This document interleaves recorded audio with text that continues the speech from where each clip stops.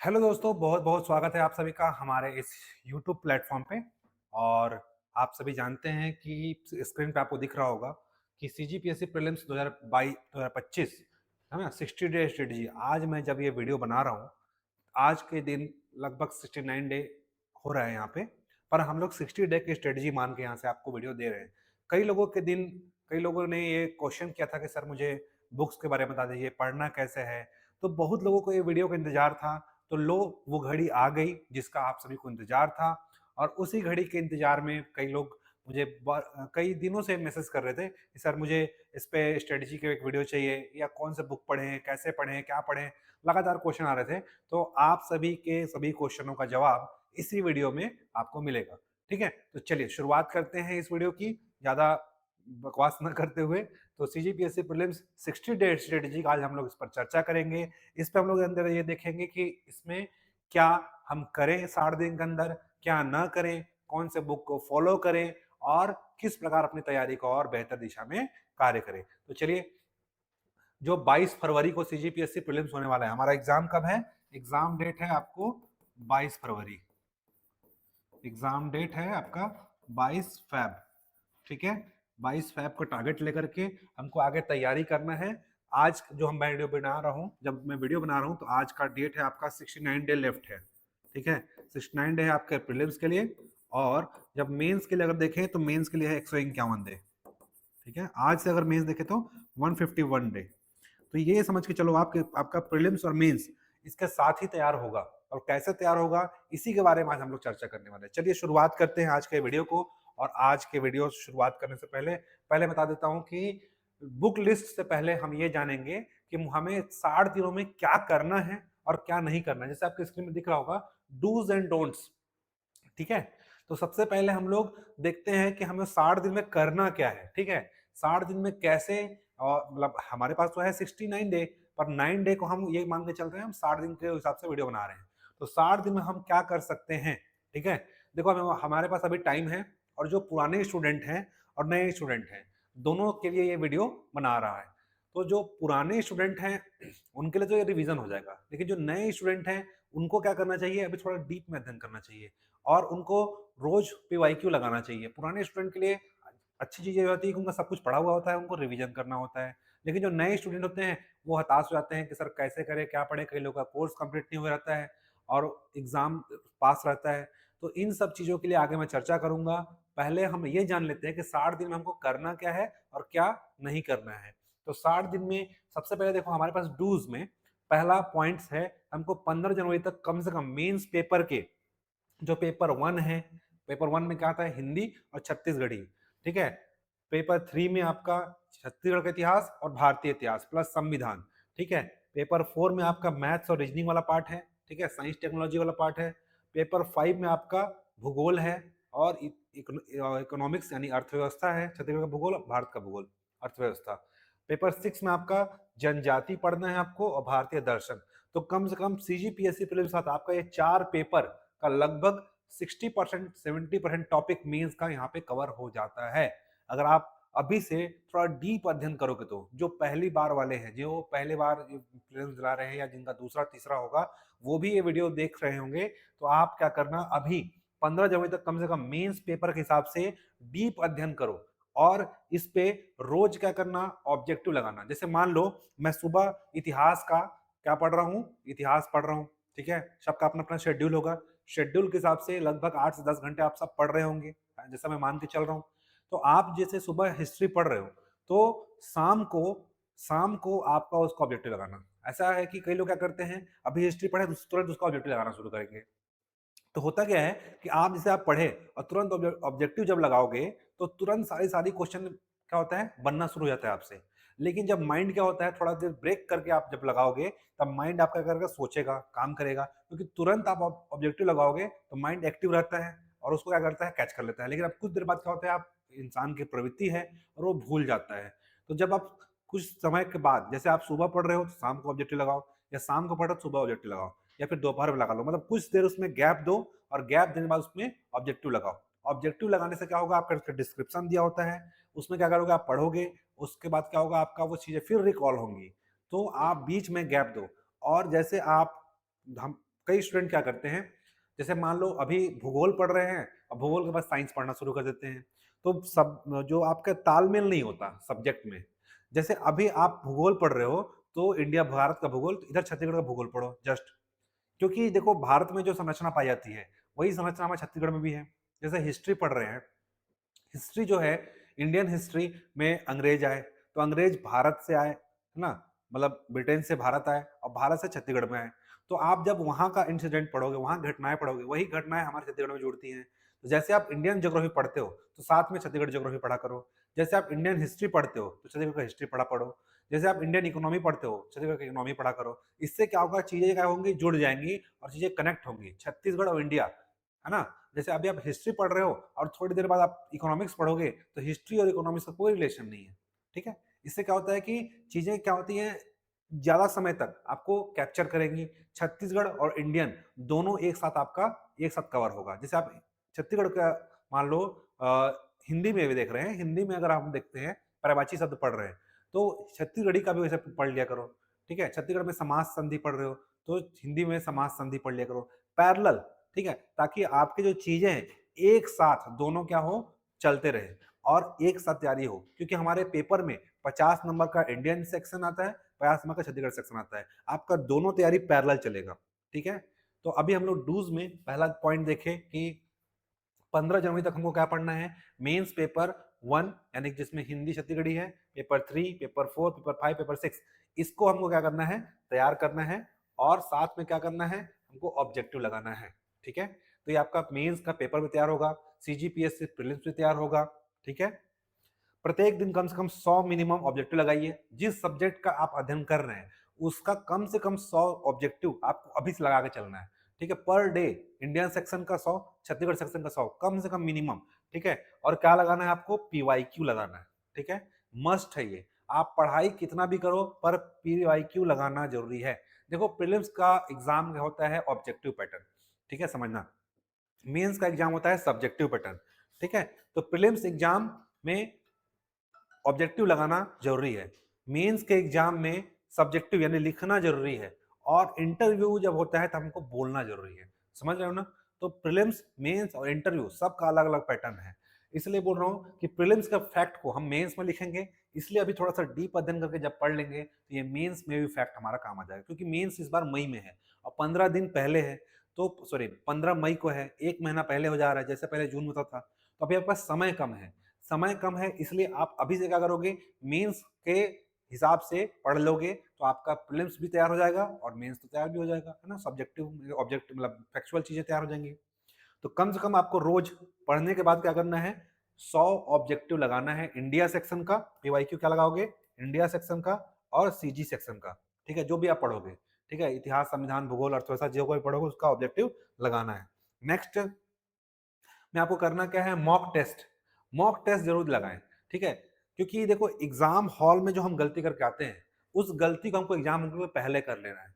क्योंकि exam hall में जाने के बाद जो रिग्रेट होता है कि हम ये कर लेते तो वो हो जाता, वो कर लेते तो ये हो जाता, ये चीज नहीं करना है। इसके लिए आप जरूर क्या करें, मॉक टेस्ट जरूर लगाएं। अब कई स्टूडेंट ऐसे होते हैं जो फ्रेशर होते हैं, उनका क्या होता है कि एक टेस्ट में नंबर नहीं आया, तो फलाना का, अपने दोस्त का इतना नंबर आ गया, मैं तो नहीं देने जाऊंगा टेस्ट पेपर। अरे भाई तुमको उससे क्या मतलब है, ठीक है? उसका सिलेक्शन हो जाएगा, ठीक है, और उसका सिलेक्शन नहीं भी होगा, तुमको कोई फर्क नहीं पड़ता है। अभी एग्जाम जो है, अभी एग्जाम में अपने ऊपर टारगेट करना है, ठीक है? अगर किसी दोस्त का 100 नंबर में 50 में 60 70 80 आ जाता है और वो टॉप 10 में आ जाता है, आपका टॉप 10 में नहीं आता है, आप क्या करोगे, वो सोचने वो कैसे टॉप 10 में आ गया, ठीक है?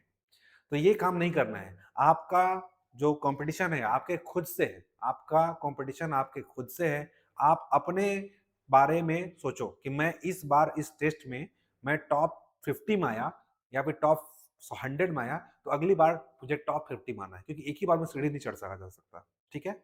तो धीरे धीरे क्या करना है, अपना कंपटीशन अपने आप से रखो, दूसरे से नहीं। वो कितना नंबर लाया, वो कितना नंबर, उसके बारे में सोच के अपना दिमाग खराब करने से अच्छा है कि अपना दिमाग पढ़ाई में लगाओ। इस बार अगर मैंने 10 गलत किया है, किसी का गलती ज्यादा होता है, माइनस मार्किंग मान लो 25 गलत होता है, तो अगली बार कोशिश करना है कि कम से कम 20 गलत हो, ठीक है? उससे अगली बार टेस्ट देने पे क्या करना है, कम से कम 10 गलत हो, ऐसा काम करना है। अगली बार मुझे टॉप 10 में आना है। ये अपना कंपटीशन अपने आप से है। अगर आप 1000 रैंक पे हो तो अगली बार 500 रैंक पे आओ। एक ही बार में पहाड़ नहीं फोड़ा जा सकता, पर धीरे-धीरे करके पहाड़ फोड़ा जा सकता है। जैसे कि आप दशरथ मांझी के बारे में जानते होंगे, ठीक है? पूरा कई सालों में क्या किया उन्होंने, पहाड़ तोड़ दिया। तो सफलता भी ऐसे नहीं मिलती, एक दिन में धीरे-धीरे मिलती है। तो आपको भी यही काम करना है कि धीरे-धीरे अपने आप में सुधार लाना है, अपने आप को बदलना है, अपने आप से कम्पीट करना है। यानी कि आपने अगर इस बार सीजीपीएससी प्रीलिम्स में 80 नंबर लाया, तो अगले बार के प्रीलिम्स में आपको 100 क्रॉस करना है, ये टारगेट लेके चलो, ठीक है? तो अपना कॉम्पिटिशन अपने आप से रखना है टेस्ट सीरीज में, और टेस्ट में हर टेस्ट जाके बैठना है। क्यों बैठना है? क्योंकि वहाँ पे जो पैनिक सिचुएशन होता है, वो रियल एग्ज़ाम का फ़ील वहीं आपको पता चलेगा, टेस्ट हॉल में। आप घर में कितना भी आके दे लो, लेकिन वही क्वेश्चन आपके वहाँ पे नहीं बनता, जो आपके घर में बन जाता है, ठीक है? नेक्स्ट जो काम करना है आपको, करंट अफेयर्स प्रत्येक दिन पढ़ना है, ठीक है? कई लोग क्या करते हैं, लास्ट महीना आएगा, 1 महीना पूरा रगड़ देते हैं, ठीक है? तो ये काम वाला नहीं करना भाई, अभी से प्लीज़। करंट अफेयर को एज़ सब्जेक्ट मान के चलो, ठीक है? टाइम पास वाला काम नहीं है। करंट अफेयर से 12 से 15 क्वेश्चन आते हैं। करंट अफेयर से कितने क्वेश्चन आते हैं? लगभग 12 से 15 क्वेश्चन आते हैं, ठीक है? मिनिमम 10 तो आता ही है, ठीक है? तो 10 क्वेश्चन के लिए आप एज़ सब्जेक्ट इसको ध्यान नहीं दे रहे हो, और इतिहास, संविधान, भूगोल 7-8 क्वेश्चन में वहाँ आता है, वहाँ पे आप इसको ज़्यादा टाइम दे रहे हो। तो करंट अफेयर आज एज़ सब्जेक्ट बन रहा है। करंट को जीके से जोड़ना है, ठीक है? करंट को स्टैटिक जीके से जोड़ना है, स्टैटिक जीके से जोड़ना है, ठीक है? जैसे कोपरा जलाशय को रामसर साइट में शामिल किया गया है, तो रामसर साइट क्या होता है, उसके बारे में पूरा अध्ययन कर लो। पर्यावरण से पुराना क्वेश्चन अब पूछना बंद कर दिया है, करंट अफेयर से ही क्वेश्चन आते हैं, ठीक है? कला संस्कृति इस सब से। तो इसको क्या करना है, जब करंट में कोई चीज़ जब मुद्दा आ जाता है, तो आप क्या करना, उसको स्टैटिक जीके से जोड़ना। जैसे होयसलेश्वर मंदिर के बारे में पूछा था कि कौन-सी शैली में है, वो उस समय यूनेस्को की सूची में शामिल हुआ था। तो उसमें करंट अफेयर्स की चीज़ों को किसमें जोड़ दिया, कल्चर में, और उसमें क्या पूछा, कौन सी शैली में बना हुआ है। तो ये चीज़ याद रखना आपको। प्रीवियस ईयर क्वेश्चन 2023 और 24 क्या करना है, 2023 और 2024 प्री के क्वेश्चन को एनालिसिस करना है कि इस साल 2 साल में कहाँ-कहाँ से क्वेश्चन आए, क्या ट्रेंड रहा, सिर्फ पीछे 2 साल, ठीक है? इसमें आपको चेक करना है कि कहाँ-कहाँ से क्वेश्चन आए और क्या-क्या कहाँ से क्वेश्चन पूछा गया, ठीक है? कौन से पार्ट से कितने सेक्शन और कितने नंबर का क्वेश्चन आए। तो ये आपको ट्रेंड बताएगा कि अभी हाल ही के ट्रेंड में क्या बदलाव हुआ है, ठीक है? तो न्यूज़पेपर पढ़ना है रोज का रोज। Current affairs, monthly current affair आप पढ़ सकते हो, ठीक है? एग्जाम में क्या कर सकते हो पढ़ने के लिए, मंथली मंथली करंट अफेयर्स आपको यूट्यूब के माध्यम मिल जाएगा। हमारा करंट अफेयर्स मंथली जो राष्ट्रीय अंतर्राष्ट्रीय है, छत्तीसगढ़ का भी जल्दी डलेगा। तो मंथली करंट अफेयर्स किसी का भी हो आप पढ़ सकते हो। करंट अफेयर्स आप पढ़ो रोज, कम से कम 1 घंटा कम से कम करंट अफेयर दो, या फिर आप न्यूज पेपर में दो, ठीक है? करंट के न्यूज जो लास्ट 6 महीना एटलीस्ट कितना होना चाहिए, कम से कम 6 महीने के एटलीस्ट पढ़ सको। टेलीग्राम चैनल हमारा बना हुआ है, उसमें रोज करंट अफेयर्स का जाता है कटिंग, ठीक है? उसमें आप रोज स्क्रॉल कर सकते हो, खाली टाइम हो जब आपको पढ़ने का मन न करे तो आप क्या कर सकते हो, स्क्रॉल कर सकते हो। स्क्रॉल करने के बाद आपको वहाँ पे न्यूज़ आपको मिल जाएगा, कम से कम हेडिंग पढ़ सकते हो, ठीक है? उससे भी आपका क्वेश्चन बन जाता है। इसके बाद करना क्या है, उसके बाद आपको करना है मैथ्स और रीजनिंग का प्रैक्टिस करना है। देखो कई लोगों का क्या होता है, जीएस तो क्वालिफाई हो जाता है पर सीसेट क्वालिफाई नहीं होता। तो मैथ्स और रीजनिंग का अच्छे से एक प्रैक्टिस करना है रोज, कम से कम इसके लिए आप 1 घंटा निकालिए, ठीक है? 1 आवर एटलीस्ट निकालिए, क्योंकि ये देखो क्या होता है, मेंस में भी आपका 50 नंबर का ही आता है मैथ्स रीजनिंग, ठीक है? वहां पे सीजीपीएससी प्रीलिम्स के और मेंस के जो कॉमन कॉमन जो होते हैं, है ना, क्वेश्चन, जैसे लाभ हानि, रेलगाड़ी, नाव धारा, ऐसे क्वेश्चन जो दोनों एक में आते हैं, एक बार देख लो पेपर 4 में क्या पूछा गया है आज 10 साल में, तो उसी से रिलेटेड उस चैप्टर को पहले बना लो, ठीक है? तो इसका रोज 1 घंटा कम से कम क्या करना है, आपको प्रैक्टिस करना है, ठीक है? इसके बाद सब्जेक्ट वाइज शॉर्ट नोट्स बनाना है। अगला आपको काम क्या करना है, subject wise short notes.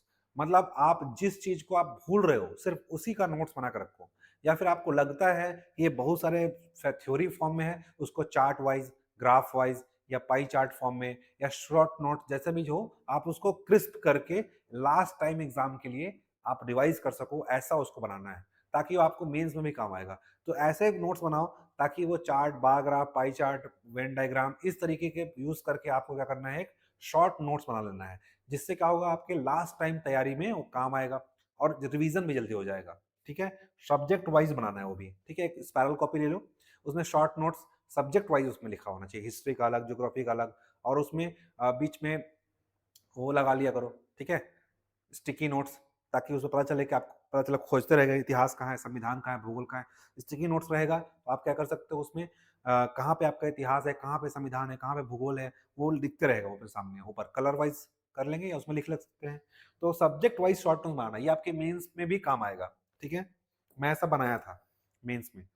Next है इकोनॉमिक सर्वे एंड बजट का अध्ययन करिए, और रोज कम से कम एक चैप्टर पढ़ना है, प्रत्येक दिन कम से कम क्या हुआ है, चैप्टर वाइज अध्ययन करना है, और प्रत्येक दिन कम से कम एक चैप्टर एटलीस्ट आपको पढ़ना है, ठीक है। और कोशिश करिए छोटे छोटे ग्रुप बनाइए, ठीक है, 2 से 3 लोगों का आप ग्रुप बनाइए, और एक दूसरे से क्या करिए, डिस्कस कीजिए। डिस्कस करने से क्या होता है, बहुत सारी चीजें जो आपको नहीं याद होती हैं वो याद हो जाता है, कई सारी चीजें उनको पता होती है वो आपको बताते हैं। तो छोटे छोटे ग्रुप बनाइए 2 से 3 लोगों का, और उससे आप डिस्कस कीजिए। तो economic survey and budget her bar exam में, सीजीपीएससी प्रीलिम्स हो या मेंस हो, दोनों में पूछा जा रहा है। तो इसका क्या करेंगे, आप अध्ययन करेंगे, ठीक है, और इसको रोज क्या करना है, डाटा रटना है, ठीक है। डाटा यहाँ से क्वेश्चन आता है, ठीक है, पुराने क्वेश्चन देख सकते हैं। सबसे लास्ट और इंपॉर्टेंट चीज है ना, चिंतन, रिवीजन, है ना। चिंतन करना है आपको, जब सब चीजें पढ़ लिया दिन भर, उसको रात को जा करके, या फिर जब भी आप खाली हो, जब आप फालतू समय व्यतीत कर रहे हो, तो आपको आंख बंद करके या कहीं भी हो बैठ करके, रात में अपने सोने से पहले 10 मिनट कम से कम आप रिवीजन करें, या आधा घंटा रिवीजन करें, या आपने सुबह शाम तक क्या क्या पढ़ा है, जो चीजें पढ़ी है वो याद आ रहा है कि नहीं है। क्योंकि देखो यार, कोई भी चीज आप कितना भी पढ़ लो, जब तक आपके दिमाग में स्टोर नहीं है तो कोई पढ़ाई का काम का नहीं है, ठीक है। जो भी आपके पढ़ने के बाद जो आपके दिमाग में स्टोर है, वही आपका एक्चुअल रिवीजन है, सॉरी एक्चुअल आपका पढ़ाई है। 100% आपने पढ़ाई किया, मतलब आपने 10 घंटा पढ़ा, उस 10 घंटे में जितनी चीजें पढ़ा, उसका आपके दिमाग में कितने परसेंट आउटपुट निकल रहा है, ठीक है। अगर 50% निकल रहा है तो आपका दिमाग का IQ 50% समझ लो, ठीक है। क्योंकि आपने जो चीज पढ़ाई की आपके दिमाग में नहीं है तो क्या मतलब, फिर आप पूरा पूरा बुक पढ़ दो, चाट दो पूरा, कोई मतलब का नहीं है। इसलिए रिवीजन करना मस्ट है, आगे पार्ट पीछे सा पार्ट, यही होता है। हम पढ़ते तो हैं पर रिवीजन नहीं करते, इसकी वजह से कई सारी चीजें क्या होती हैं, हम लोग बार बार भूलते हैं। तो रोज कम से कम जो भी चीज पढ़े हो पर डे एक रिवीजन करो। कई लोग क्या करते हैं, हफ्ता में रिवीजन करते हैं, हफ्ता बहुत लंबा हो जाता है क्योंकि अभी हमारा समय नहीं है, ठीक है, हफ्ता देने का। तो आप क्या करोगे, पर डे रिवीजन करोगे, कम से कम 1 घंटा जो भी पढ़े हो उसको फटाफट फटाफट एक बार अपनी निगाहों से पलट लो, कम से कम 10 बार आपके नजर जाएगा ना वो, तो याद हो जाएगा, ठीक है। नेक्स्ट, सबसे इंपॉर्टेंट चीज, 6 से 8 घंटे का प्रॉपर नींद लीजिए। कई लोग क्या करते हैं, 10 से 12 घंटा पढ़ेंगे और 2-4 घंटा सोते हैं। जब आपका दिमाग थका होगा ना, आप कोई भी चीज रट के देख लो, कभी याद नहीं होगा। तो कम से कम आपको एक अच्छे आइडियल नींद कितना होता है, 7 से 8 घंटा। अगर इतना नहीं सो रहे हो तो कम से कम 6 घंटा एटलीस्ट आपको सोना है। 6 घंटा आपको सोना है। दिमाग भी एक मशीन है, और मशीन को काम करने के लिए रेस्ट की आवश्यकता होती है, ठीक है। तो कम से कम 6 से 8 घंटे आपको क्या करना है, सोना है, ठीक है। अच्छी नींद लीजिए, बीच में बीच में कोई ब्रेक नहीं होना चाहिए, ऐसा नींद होना चाहिए जो बीच में ब्रेक नहीं, एक बार सोए 6 से 8 घंटे बाद उठ रहे हो, ठीक है। आप बाथरूम करने भी उठ रहे हो तो भी उसको काउंट नहीं करना है, ठीक। अगर बाथरूम करने उठ रहे हो तो आपका आधा घंटा, 10 मिनट, 20 मिनट उसमें गैप हो जाता है। तो ये कम से कम बिना रुके सोना है 6 से 8 घंटे, अच्छे दिमाग को काम करने के लिए, ठीक है। कोई भी चीज, कुछ भी दिक्कत हो, चुपचाप सो जाओ, ठीक है, एक ही सोल्यूशन है, सो जाओ। रोज सुबह सुबह या रात को जब भी हो आपको समय मिले, 5 से 10 मिनट आप क्या करोगे, मेडिटेशन करोगे। मेडिटेशन करें, खुद के लिए समय निकालें, कम से कम 10 मिनट अपने दिमाग को एक स्थिर चित्त, दिमाग के एक बिंदु स्वरूप एक मान करके पूरा उस पर जोर लगाएं, और कोशिश कीजिए कि उस पर कम से कम 5 मिनट तक आप स्थिर रहें, दिमाग भटके नहीं, इधर उधर ना जाए, लोगों से, बातों से ऐसे दूर कहीं और चले जाओ, या फिर मैदान में कहीं चले जाओ। 5 से 10 मिनट एकदम स्थिर चित्त हो करके अपने दिमाग को सामने एक बिंदु स्वरूप जहाँ पे आए, वहां पे उसको दिमाग पर टिकाओ, और 5 मिनट मेडिटेशन करो। देखो आपको 10 से 15 दिन बाद रिजल्ट मिलेगा, कम से कम 21 दिन आप करके देखो। 21 दिन बाद आपका क्या होगा, वो रिजल्ट आपके सामने आने लगेगा, आपके जीवन में नया चेंजेस होने लगेगा, आप जो चीज़ आप सोचने समझने की शक्ति आपकी बढ़ने लगेगी, ठीक है। ऐसा होता है, मेरे साथ हुआ है और मैंने किया भी था, है ना, और अभी भी करते हैं हम लोग। तो ये चीज़ आपको करना है, ठीक है। तो ये हो गया डूज, करना क्या है। अब आते हैं सबसे इंपॉर्टेंट चीज, जैसे पढ़ना क्या है ज्यादा, क्या होता है, छोड़ना क्या है। वैसे ही सीजीपीएससी प्रीलिम्स निकालने के लिए क्या नहीं करना है, ठीक है। क्या पढ़ना है ज्यादा इंपॉर्टेंट, क्या होता है, क्या छोड़ना है, ठीक है। देखो, निगेटिव पर्सन से पहली बात तो दूर रहो। पहला डोंट्स में क्या है, निगेटिव पर्सन से हमको दूर रहना है। कोई भी आदमी आपको निगेटिव करता है, अरे यार इस बार तो नहीं होगा, मैं तो नहीं पढ़ पा रहा हूँ, मेरा नहीं हो पाएगा, मैं छोड़ रहा हूँ, अब मेरे से नहीं हो बनेगा, छोड़ दो, उससे दूर चल जाओ। बिल्कुल उसका साथ जो आपकी तैयारी में, जो आपके सहयोगी में, जो आपके कठिन समय में साथ नहीं दे रहा है, बिल्कुल उससे दूर चले जाइए। ठीक है। टेस्ट के बाद खुद का एनालिसिस करिए कि मुझे कहाँ पे गलती हुई, या मैंने एग्जाम में जो फेल हुए। आपकी कमजोरी आपको पता होनी चाहिए। सही बात है कि आपकी कमजोरी आपको पता होनी चाहिए, कोई आपको बताने नहीं आएगा। आपने क्या गलती किया ये आपको पता होना चाहिए, कहाँ पे आप और सुधार कर सकते थे, माइनस मार्किंग कम से कम करते। तो अपना एनालिसिस, खुद का एनालिसिस आपको खुद करना है, खुद का एनालिसिस करना है, और उसमें क्या करना है, सुधार करना है। ठीक है। ठीक। तो एनालिसिस करें। एग्जाम के बाद कटअप कटअप ना खेलें। जैसे बच्चा, शादी होने से पहले बच्चा डिसाइड नहीं होता कि लड़का होगा कि लड़की होगी, इसलिए एग्जाम देने से पहले, है ना, एग्जाम देने से पहले डिसाइड आपको नहीं करना है कि कटअप कितना जाएगा, पेपर कैसा आएगा। ठीक है। तो यही चीजें फॉर्मूला है कि शादी होने से पहले बच्चा नहीं पता चलता कि बेटा होगा कि बेटी होगी, इसलिए एग्जाम के बाद कटअप कटअप ना खेले, क्योंकि आपको पता ही नहीं है पेपर कैसा आया, क्या हुआ है, कटअप कटअप कर रहे हो। तो कई लोग क्या झुंड बना के इतना जाएगा, इतना में हो जाएगा। चुपचाप एग्जाम दिए, अपना दिमाग शांत रखो, और चुपचाप आगे की तैयारी के लिए बैठ जाओ। ठीक है। होगा नहीं होगा, रिजल्ट आने के बाद पता चल जाएगा। ठीक है। जब आयोग का आंसर आता है तब मिलाओ, आयोग का आंसर आने के बाद। ठीक है। आयोग का आंसर आने के बाद मिलाना है आपको। आयोग का मॉडल आंसर जल्दी आ जाता है, मॉडल आंसर। ठीक है। कई लोग क्या करते हैं, कोचिंग कोचिंग वालों के आंसर हम लोग भी जारी करते हैं। एक हमारा, देखो हम सभी का संस्था का एक होता है कि उन्होंने अपना जारी किया, पर आप अपना एनालिसिस खुद से करो। ठीक है। आपके पास सारी चीजें सुविधा उपलब्ध है। ठीक। गूगल है, हर चीजें हैं, पर 2-4 दिन बाद आयोग का मॉडल आंसर आ जाता है। सभी कोचिंग वाले अपना अपना आंसर की जारी करते हैं, क्योंकि हर कोचिंग का अपना एक क्या होता है, चार्टर होता है। ठीक है। सब अपने हिसाब से काम करते हैं, पर आपको एज अ स्टूडेंट या एज अ मेंटोर मैं बोलूंगा कि आप आयोग के मॉडल का वेट करें। ठीक है। रहस्यमयी प्रश्न जो टेस्ट में आते हैं उससे हताश ना हो। जैसे अकबर ने आज कौन से कलर की चड्डी पहनी है। ठीक है। टेस्ट में अकबर का, उसके पापा का नाम, उसके साथ में कौन कौन आया था भारत, इस तरीके के जो प्रश्न होते हैं, आए बाएं क्वेश्चन, जिसका उल जलूल कोई छोर नहीं है, आपको परेशान करने के लिए ऐसे क्वेश्चन डाल जाते हैं जानबूझ करके अपने टेस्ट को और अच्छा दिखाने के लिए। ऐसे प्रश्नों से बचें। ठीक है। ठीक है। टेस्ट का मतलब यह नहीं होता कि टेस्ट में आपको टॉप करना है। टेस्ट का मतलब ये होता है कि आपके टेस्ट में और क्या सुधार कर सकते हो, उसके लिए आपको काम करना है। ठीक है। तो ऐसे जो टेस्ट सीरीज में होते हैं, जिसमें कुछ भी क्वेश्चन आ जाता है कि अकबर ने चप्पल का रंग क्या था, ठीक है, जो पहना था, तो ऐसे प्रश्नों पे कृपया करके उसको काट दो कि एग्जाम के लिए मैं दे ही नहीं हूँ, इसके क्वेश्चन आया ही नहीं था। ठीक है। तो ऐसे प्रश्न से हताश ना हो, और ऐसे टेस्ट सीरीज में या ऐसे कहीं भी आपको क्वेश्चन दिखे, इस बारे में चर्चा ही नहीं करना है। ठीक है। और अपना दिमाग खराब नहीं करना है, क्योंकि जो क्वेश्चन आपसे नहीं बना वो किसी से नहीं बनेगा, इतना मान के चलो। सीजीपीएससी प्रीलिम्स हो या कोई भी टेस्ट सीरीज हो, कई टेस्ट सीरीज वाले जानबूझ के ऐसा क्वेश्चन डालते हैं ताकि स्टूडेंट हताश हो, कटअप गिरे, और लोग परेशान हो। ठीक है। तो ऐसा क्वेश्चन, नए क्वेश्चन, तरीके क्वेश्चन आएंगे जो आप इतना पढ़ने के बाद आपसे नहीं बन रहा है, तो किसी से भी नहीं बनेगा, इतना मान के चलो। नेक्स्ट है, पैनिक ना हो ज्यादा। ठीक है। कई लोग क्या होते हैं, रोज परेशान रहते हैं, है ना, कि मेरे से होगा नहीं होगा, बहुत ज्यादा डरते रहते हैं। तो पैनिक ना हो, पैनिक होने से कोई एग्जाम नहीं निकलता। कूल दिमाग रहो, होगा। ठीक है। दिमाग में हमेशा पॉजिटिविटी होनी चाहिए, मतलब मेरा एग्जाम में हो रहा है, ये सोच के आपको एग्जाम क्या करना है, मैं लिखना है, एग्जाम के लिए पढ़ना है कि मेरा एग्जाम निकल जाएगा। पॉजिटिव माइंड होना चाहिए, कूल रहो। ठीक है। होगा होगा, नहीं होगा नहीं होगा, कोई बात नहीं, आगे देख लेंगे, दूसरा एग्जाम देंगे या और कुछ कर लेंगे। नहीं होगा नहीं होगा तो क्या करेगा, पापा क्या बोलेंगे, मम्मी क्या बोलेंगे, अरे भाई हो जाएगा तो पापा क्या बोलेंगे, ये सोचो ना, है ना। तो नहीं होगा तो क्या होगा, ये छोड़ दे, क्या होगा, होगा तो क्या होगा। ठीक है। प्री निकल जाएगा तो मेंस कैसे पढ़ूंगा, और आगे कैसे करूंगा, इतना दिन बचा है कैसे उसका तैयारी करूंगा। ठीक है। ये चीज सोचना है।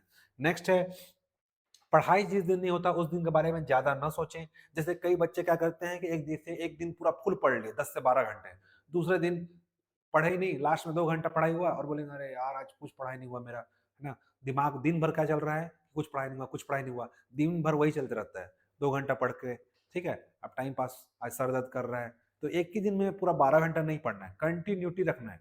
कंटिन्यूटी मतलब आप 4 घंटा ही पढ़ो, पर कंटिन्यू रोज 4 घंटा होना चाहिए। ठीक है। 8 घंटा पढ़ो तो 8 घंटा होना है। ज्यादा ज्यादातर अच्छा करो, स्लॉट बांट लीजिए। ठीक है। दिन के 4 प्रहर होते हैं, उसमें स्लॉट बांट लीजिए कि सुबह, मॉर्निंग, ठीक है, दोपहर में, है ना, इवनिंग में और रात में, ठीक है, दोपहर में, सुबह, दोपहर, इवनिंग, शाम को और रात में। कम से कम 2-2 घंटा, 2 से 3-3 घंटे का स्लॉट बांटोगे तो आपका क्या होगा, 12 घंटा लगभग हो जाएगा, है ना। तो 2 से 3 घंटे का स्लॉट बांटो, इसमें Indian GS, Chhattisgarh GS, current affairs, C set, अलग अलग सेक्शन में अलग अलग आपका समय रखो। इस समय में ये पढ़ूंगा, इस समय में ये पढ़ूंगा, ये आपका शेड्यूल होना चाहिए, ठीक है। ये शेड्यूल मैं बना कर नहीं दूंगा, ठीक है। और शेड्यूल बनाओ और उसको फॉलो भी करना है। तो ये अलग अलग टाइम पे अलग अलग कर सकते हो, 2 घंटे 3 घंटे का शिफ्ट ले सकते हो। इससे आपका 8 से 10 घंटे में, 12 घंटे का टाइमिंग अगर लेते हो तो आपका कम से कम 10 घंटा आउटपुट निकलना चाहिए, यानी कि 10 घंटे आप पढ़ाई करो, क्योंकि बीच में खाना भी खाना होता है, नहाना भी होता है, दैनिक क्रियाएं होती हैं, वो करना ही होता है, ठीक है। तो कम से कम 8 से 10 घंटे मिनिमम, 8 से 10 घंटे आपको क्या करना है अभी, फाइनल अभी एग्जाम तक कम से कम पढ़ना है। क्योंकि इतना नहीं पढ़ोगे यार तो प्रीलिम्स को निकालना फिर छोड़ो, है ना। पढ़ाई करना जरूरी है 8 से 10 घंटे अभी के में, ठीक है। नेक्स्ट है एग्जाम हॉल के रियल अनुभव प्राप्त करने के लिए मॉक टेस्ट। ये तो पहले बात हो चुकी है कि एग्जाम हॉल में जो आप रियल अनुभव प्राप्त होता है, आप बैठ के पैनिक सिचुएशन, क्वेश्चन कैसे हैंडल करना है। कई लोग क्या होते हैं, एग्जाम हॉल में क्या होता है, क्वेश्चन याद नहीं आता, जैसे ही एक पैर आगे रखेंगे एग्जाम खत्म होने के बाद सब पूरा दुनिया का ज्ञान आ जाता है कि अरे यार इसका आंसर ये होता, ठीक है। तो ये चीजें क्वेश्चन आप ना करो अभी। इसके लिए क्या करना है आपको, रियल अनुभव प्राप्त करने के लिए कम से कम मॉक टेस्ट देना है, ठीक है। क्योंकि वहां पे गैदरिंग जो होती है उससे आपको क्या होता है, क्वेश्चन समझ में आने लगता है, क्या बनेगा क्या नहीं बनेगा, पैनिक हो जाते हो। इन सब सिचुएशन को हैंडल करना मेन यही चीज होता है टेस्ट का मतलब। टेस्ट का मतलब टॉप करना नहीं होता, टेस्ट मतलब वही होता है कि आप उस सिचुएशन में कैसे चीजों को हैंडल कर रहे हो, ठीक है। कोई आपका दोस्त पहले बना के निकल जा रहा है, आप कैसे हैंडल कर रहे हो उस सिचुएशन को, यही चीज के लिए टेस्ट दिया जाता है ना। टॉप करने के लिए टेस्ट करना, कई लोग को देखो टॉप करते हैं और उनका प्री नहीं निकलता है, तो फिर, तो ऐसे टेस्ट में टॉप करने का क्या मतलब। तो आपको टेस्ट में टॉप नहीं करना है, आपने जीवन में टॉप करना है, ठीक है। इसके लिए क्या करना है, सबसे ज्यादा क्या करना है, आपको रियल अनुभव प्राप्त करना है एग्जाम हॉल का। नेक्स्ट है अनावश्यक सोशल मीडिया यूज से बचें। दूसरा चीज, इसमें सोशल मीडिया में ये भी खबर आती है, जैसे एग्जाम से पहले कोई केस हो गया, लग गया, और पता चला एग्जाम होल्ड होने वाला है, एग्जाम आगे बढ़ने वाला है, तो आपका दिन दिमाग में यही चलता रहेगा कि एग्जाम यार अभी होगा कि नहीं होगा, एक्सटेंड होगा कि नहीं। जैसे मई में अभी संभावित डेट लिखा हुआ है यूपीएससी के नोटिफिकेशन में, संभावित डेट मुख्य परीक्षा का। तो कई लोग ये बात कर रहे थे कि जिसका एग्जाम जून में तो नहीं होगा। अरे यार जून में जब होगा तब देखेंगे, अभी प्रीलिम्स एग्जाम देना है। तो प्रीलिम्स का एग्जाम का टाइम प्रीलिम्स का ध्यान बात करो, मेंस का टाइम में मेंस का बात करो, इंटरव्यू का टाइम में इंटरव्यू का बात करना है, ठीक है। तो सोशल मीडिया अनावश्यक यूज से आपको बचना है, ठीक है। मतलब आपको जितना जरूरत, ऐसा नहीं बोल रहा हूँ कि मैं आप फेसबुक व्हाट्सअप इंस्टाग्राम सब बंद कर दो, सब चीज रखो, लेकिन उसका एक टाइमिंग होना चाहिए। जैसे मैं अपने फेसबुक और इंस्टाग्राम में आपको सब्सक्राइब करके रखा हूँ कुछ अच्छी चीजें जो सीजीपीएस से रिलेटेड, करंट अफेयर न्यूज या कोई जीके आता है, तो ऐसी चीज आप खोलो तो आपको सामने वो चीज दिखे, ठीक है। 5-10 मिनट के जब आप स्क्रॉल भी कर रहे हो तो भी, ठीक है। कई लोग क्या करते हैं, रील देखते हैं, ठीक है। उससे अच्छा आजकल एआई जनरेटेड रील आती है, जैसे कि हिस्ट्री से रिलेटेड, संविधान रिलेटेड एआई जनरेटेड रील, उसको देख लिया करो रील देखने से अच्छा। तो सही यूज करना है, ये नहीं बोल रहा हूँ यूज नहीं करना है, सही यूज करना है। मतलब सोशल मीडिया का आपको सही यूज करना है। अगर टेलीग्राम खोल लो, ठीक है, व्हाट्सअप खोल रहे हो तो उसमें कुछ अच्छे ग्रुप होते हैं जिसमें एमसीक्यू आते रहते हैं आजकल, टेलीग्राम में, व्हाट्सअप में एमसीक्यू लगा लो। मतलब खाली समय का सही उपयोग करो, व्हाट्सअप, फेसबुक, इंस्टा सब चलाओ, और खाली समय में सही उपयोग करो, ठीक है। कुछ अच्छे इंस्पिरेशनल वीडियो देख लो, है ना, यूट्यूब से, या आजकल एआई जनरेटेड वीडियो आते हैं जिससे आपको लगेगा रियल फील, है ना, जैसे लगेगा कोई राजा ही आ रहा है सामने आपको बोलने, ऐसा एआई वीडियो आता है, आप सर्च कर सकते हो। नेक्स्ट वही है, पढ़ाई में निरंतरता रखिए, कम से कम 2 से 4 घंटे, है ना, 4 घंटे पढ़ रहे हो 4 घंटे पर डे होना चाहिए, 8 घंटे पढ़ रहे हो तो 8 घंटे पर डे होना चाहिए। तो ये जो है मैंने बताया क्या करना चाहिए और क्या नहीं करना चाहिए, है ना। तो ये चीज से आप, इसके अलावा जो भी चीज आपको लगती है कि आप बिल्कुल कमेंट बॉक्स में हमारा नंबर है, आप उससे क्या कर सकते हो, डायरेक्ट हमसे जुड़ सकते हो। यहाँ बहुत सारे लोग हैं जो ऑलरेडी 7 से 8 बार मेंस लिख चुके हैं, मैं खुद 5 बार मेंस लिख चुका हूँ, सभी लोग अलग अलग का ना, कई लोग सिलेक्टेड है, सारे लोग हैं यहाँ पे आपको हेल्प करने के लिए। चलिए आगे देखते हैं कि कई लोग का ये था कि सर अभी पढ़ना कैसे है, ठीक है, और कौन कौन से बुक फॉलो करना है। जो आपके पास ऑलरेडी मटेरियल है, ठीक है, अभी उसको पढ़ना है। पर जो कई लोग पूछ रहे हैं कि सर मुझे कुछ बुक्स बता दीजिए, है ना, कई लोग का मैसेज भी आया हुआ है, कुछ बुक्स बता दीजिए जिससे हमें हेल्पफुल हो सके तैयारी के लिए, तो उनके लिए भी एक लेके आए हैं कि ये ज्ञान का संपूर्ण इतिहास है। ये कलरफुल बुक है ना, कई लोग पढ़ते हैं, दृष्टि है इसका बुक, वो भी अच्छा है। इसमें क्या दिया हुआ है कि जो आप शॉर्ट नोट्स बनाने की बात कर रहा हूँ, एनसीईआरटी सार है इसमें 6वीं से 12वीं का, ठीक है।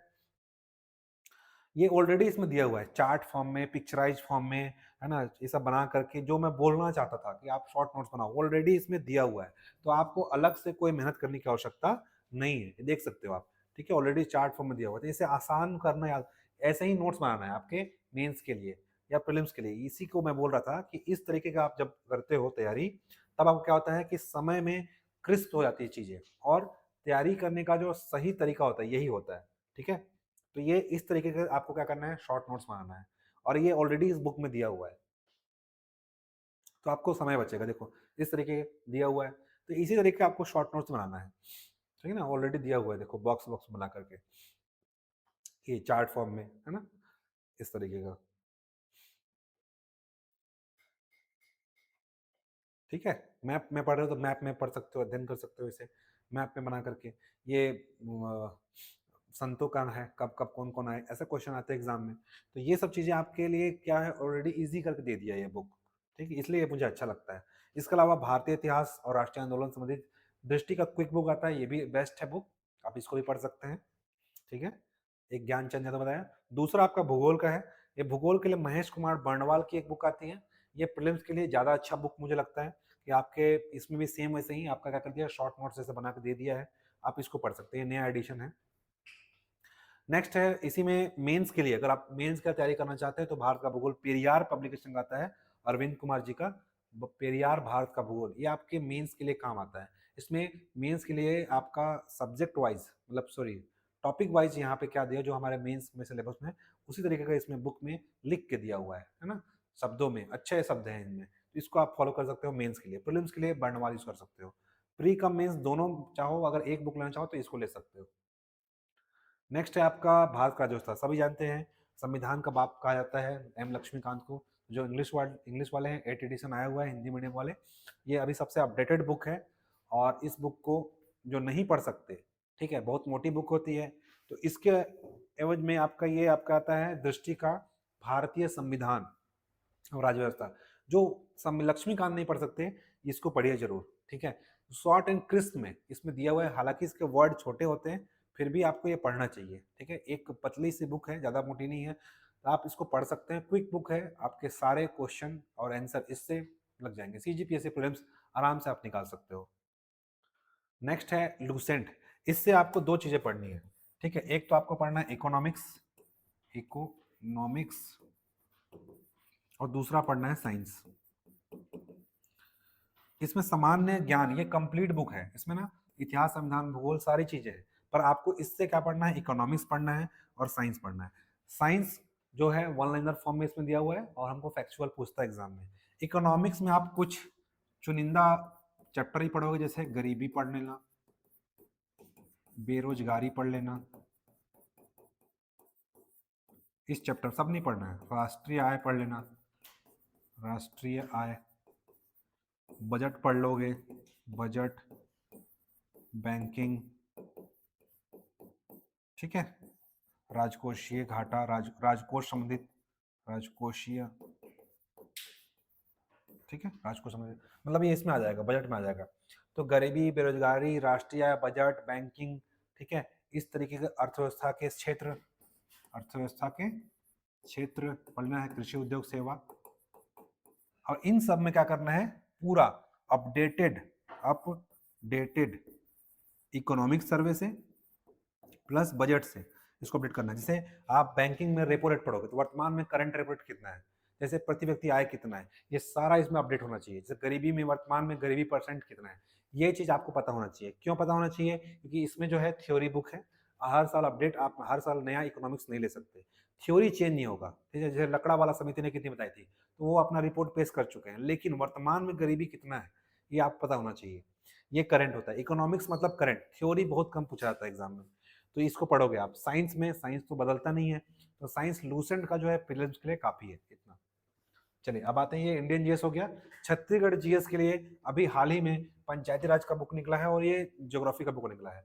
राहुल वर्मा सर आए भी थे हमारे यहाँ, उन्होंने बताया है, और ये बुक जो है एग्जाम में व्यापम और पीएससी को खास करके निकाला है। लोक सेवा आयोग और व्यापम दोनों एग्जाम के लिए ये बहुत ही हेल्पफुल बुक है और ऑथेंटिक सोर्स के साथ आप इससे क्या कर सकते हो, अध्ययन कर सकते हो। मार्केट में बहुत सारी बुक थी, पर इन बुक में ऑथेंटिक सोर्स के साथ आपको डाटा दिया हुआ है। आप इससे आयोग में दावा आपत्ति भी कर सकते हो, तो ये आपके लिए बहुत ही हेल्पफुल बुक होगा। पंचायती राज आता है इनका, और क्या है, भूगोल आया हुआ है। इसके अलावा और भी कई बुक हैं। बिहार जी का हिस्ट्री के लिए, छत्तीसगढ़ हिस्ट्री के लिए आप क्या पढ़ सकते हो, चरण कुमार बिहार या फिर राकेश यादव का छत्तीसगढ़ इतिहास, ये आया हुआ है, इन दोनों में से अध्ययन कर सकते हो। ये जो बुक है गवर्नमेंट के द्वारा प्रकाशित बुक है पहले से, और इससे आप दावापत्ति भी कर सकते हो। तो छत्तीसगढ़ का इतिहास लोक सेवा आयोग के लिए ऑलरेडी उन्होंने पहले से निकाल चुके हैं, अभी नया अपडेटेड बुक आया हुआ है ये दोनों बुक। नेक्स्ट है जनजाति। जनजाति में गिरीश कुमार अमरोहित और राकेश यादव जी का जनजाति का बुक आया। दोनों ही एग्जाम के लिए अच्छे बुक हैं, आप पढ़ सकते हैं। अगर आपको एग्जाम में क्विक रिवीजन चाहिए तो इसमें शॉर्ट शॉर्ट में आप अभी से बना सकते हैं। हालांकि मोटी बुक है, पर आप अभी समय है तो पढ़ सकते हैं, ताकि मेंस में भी काम आ जाए। नेक्स्ट है सीसेट की तैयारी करने के लिए। सीसेट के लिए आपको मैथ्स बनाने के लिए एस डी यादव की बुक सबसे अच्छी होती है, फ्रेशर के लिए या फिर जो ऑलरेडी मैथ्स बैकग्राउंड के हैं, दोनों के लिए अच्छी बुक है। इसके अलावा आर एस अग्रवाल भी होता है ना, आर एस अग्रवाल, ये दोनों बुक है। लेकिन आप इस बुक को अध्ययन करें ना, अंकगणित का एस डी यादव का, तो इसमें क्या है, आपका टॉपिक वाइज क्वेश्चन दिया हुआ है, साथ साथ इसमें सोल्यूशन भी दिया हुआ है। परफेक्ट रीजनिंग का, रीजनिंग के लिए परफेक्ट का अध्ययन करिए। और इसमें भी सब नहीं पढ़ना है, जो टॉपिक आप देख सकते हैं हमारे सिलेबस में क्या लिखा हुआ है उसी का पढ़ना है, ठीक है। ये देखो इसमें दिया हुआ है कि टॉपिक, अब इसमें से हर चीज नहीं पढ़ना है जो एग्जाम में ज्यादा ज्यादा क्वेश्चन पूछाते हैं। देखो इसमें से भी ना, आप नॉन वर्बल रीजनिंग में कुछ सब नहीं आता, कुछ कुछ ही आता है। जैसे वेन डायग्राम से एक क्वेश्चन आ जाता है, ठीक है, दर्पण प्रतिबिंब, जल प्रतिबिंब से आते हैं, तो इन सब में से सब नहीं पढ़ना है। जैसे ये सब नहीं आते, कथन कारण प्रभाव ये पढ़ सकते हो आप। शुरू के ये जो 10 से 12 तक है इसको आप पढ़ लेना, सिलेबस में लिखा हुआ है, इसमें देख करके आप टिक लगा लो कौन सा सिलेबस में है कौन सा नहीं है। अंधाधुंध कुछ भी नहीं पढ़ना है। पहली बात तो सिलेबस आपके पास होना चाहिए पीजीपीएससी प्रीलिम्स का, उसमें देख करके टिक लगा लो कि कौन सा हमारे सिलेबस में है कौन सा नहीं है, ठीक है, और उसी को पढ़ना है, ठीक। चलिए आगे देखते हैं हिंदी के लिए। हिंदी के लिए वासुदेवानंदन की बुक आती है, ठीक है, ये मेंस के लिए भी काम आएगा, प्रीलिम्स के लिए भी काम आएगा और व्यापम के लिए काम आएगा। ये व्यापम जो क्वेश्चन होते हैं और पीएससी वाले क्वेश्चन होते हैं यही से उठाते हैं। ये अगर ये नहीं पढ़ना चाहते, थोड़ा सा इसका लैंग्वेज थोड़ा सा टफ है, इसके लिए आप इसको पढ़ सकते हो। विनय पाठक जी का बुक आया है हिंदी का संपूर्ण व्याकरण, बहुत ही ईजी लैंग्वेज में है। आप भी मानक सोर्स के साथ उपलब्ध है और लगभग सभी बुक इसमें ऑलरेडी इंक्लूडेड है, जितने भी हिंदी के बुक आप पढ़ते होगे। तो अलग से नहीं पढ़ना चाहो तो यहाँ पढ़ सकते हो विनय कुमार पाठक का। छत्तीस सॉरी छत्तीसगढ़ी के लिए भी इनकी बुक आती है, हिंदी छत्तीसगढ़ी, और पीछे हम लोग देखे थे भूगोल और पंचायती राज। ये इनका वस्तुनिष्ठ हैंडबुक आया हुआ है छत्तीसगढ़ का ऑब्जेक्टिव, जिसमें बहुत सारे क्वेश्चन को रिपीटेड, कई बुक में एक ही क्वेश्चन को 10 बार दिखाया जाता है और बुक मोटी हो जाती है। इन्होंने काम क्या किया है कि उसी क्वेश्चन जितने जगह आए हुए हैं एक ही जगह लिख दिया है, इसलिए एक ही बुक में पूरा ऑब्जेक्टिव लगभग 5,000 प्रश्न है इसमें। तो छत्तीसगढ़ के ऑब्जेक्टिव के लिए अच्छी बुक है ये, इसमें डिस्क्रिप्शन भी अच्छे आपको मिल जाएंगे, प्लस इकोनॉमिक्स जो मैं क्वेश्चन बोल रहा था, इकोनॉमिक सर्वे बजट ऑलरेडी इसमें क्वेश्चन डाला हुआ है। तो छत्तीसगढ़ के ऑब्जेक्टिव के लिए इस बुक को आप प्रेफर कर सकते हैं, ठीक है। ये मार्केट में इजिली अवेलेबल मिल जाएगा सब जगह। इसके बाद अब देखो इंडियन जीएस के लिए आपको घटना चक्र लगाना है। हर सब्जेक्ट का घटना चक्र आता है, पर हमको लगाना किसका है, इतिहास, संविधान और भूगोल, ठीक है। इतिहास, संविधान, भूगोल, ये 3 सब्जेक्ट को आपको घटना चक्र लगाना है। आप चाहो तो साइंस का लगा सकते हो, पर मैं साइंस पढ़ने बोल रहा हूँ किससे, लूसेंट से। देखो साइंस कैसे क्वेश्चन होते हैं 10वीं बेस होते हैं, बन गया तो ठीक और नहीं बना तो नहीं बनेगा। तो इतना समझ लो कि आप साइंस में ज़्यादा मेहनत ना करके इतिहास, संविधान, भूगोल मेहनत करो। यहीं से लगभग कितने क्वेश्चन आते हैं, 30 प्रश्न यहीं से आ जाते हैं, ठीक है। ये 3 कोर सब्जेक्ट है ना, जीएस में 3 कोर सब्जेक्ट होते हैं, हिस्ट्री, पॉलिटी और जियोग्राफी, ठीक है। इसके अलग अलग वॉल्यूम आता है, इतिहास ले सकते हो, भूगोल ले सकते हो, संविधान ले सकते हो, राज्य व्यवस्था, इकोनॉमिक्स का नहीं लेना है आपको, पर्यावरण ले सकते हो, सामान्य विज्ञान चाहो तो ले सकते हो, बाकी आपको लगेगा नहीं, ठीक है ना। 4 से 5 क्वेश्चन आते हैं, इसके लिए आपको पैनिक होने की जरूरत नहीं है। बाकी 4 महीने की स्ट्रेटजी और प्रीलिम्स के लिए और अधिक इससे डीप अध्ययन करके रणनीति ऑलरेडी हमारे यूट्यूब में डला हुआ है, प्रिया मैम द्वारा बताया गया था, उसका लिंक आपको डिस्क्रिप्शन बॉक्स में मिल जाएगा, ठीक है। तो यहाँ पे बहुत सारे क्वेश्चन स्टूडेंट को जो क्वेश्चन थे वो लगभग यहाँ पे कवर हो गए हैं। जिनको अगर और कोई भी डाउट होगा आप कमेंट करेंगे और कमेंट के माध्यम से आपको जवाब मिल जाएगा।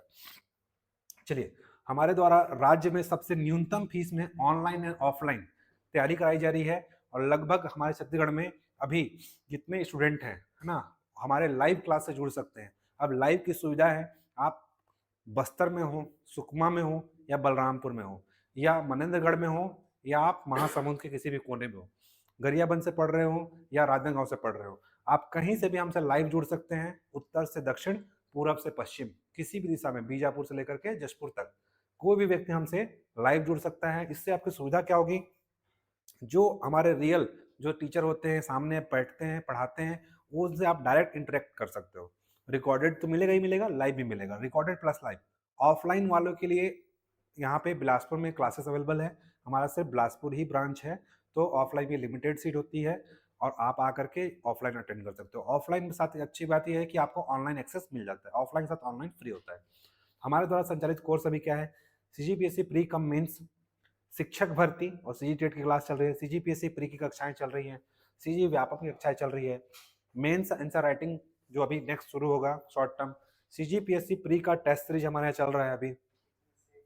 सीजीपीएससी प्री के लिए क्रैश कोर्स अगर आप चाहो तो ऑनलाइन आप ऐप के माध्यम से ले सकते हो। हमारे ऐप का नाम है गोटुल कोचिंग क्लासेस ऐप, ठीक है। हमारे ऐप का नाम क्या है, GHOTUL, गोटुल कोचिंग क्लासेस, ये हमारा ऐप है। और ऐप को क्या करना है, गूगल प्ले स्टोर में जाना है। गूगल प्ले स्टोर में जाकर के आप इसको टाइप करोगे गोटुल कोचिंग क्लासेस ऐप, तो आपको क्या हो जाएगा, ऐप दिख जाएगा और उसको इंस्टॉल करोगे, हमारे सारे कोर्सेज आपको दिख जाएंगे। ये या फिर आप इस नंबर पे 6261661847 9111909868 इस नंबर पे कॉल करके आप सारी जानकारी ले सकते हो। कोई भी कोर्स रिलेटेड जानकारी चाहिए आप इसमें व्हाट्सअप करिए, है ना। कॉल पे अगर जवाब नहीं मिलता है तो आप व्हाट्सअप कीजिए, उसमें सारी जानकारी आपको मिल जाएंगी, ठीक है। चलिए मिलते हैं नेक्स्ट वीडियो लेक्चर में, तब तक के लिए जय हिंद, जय भारत, जय Chhattisgarh. Thank you so much.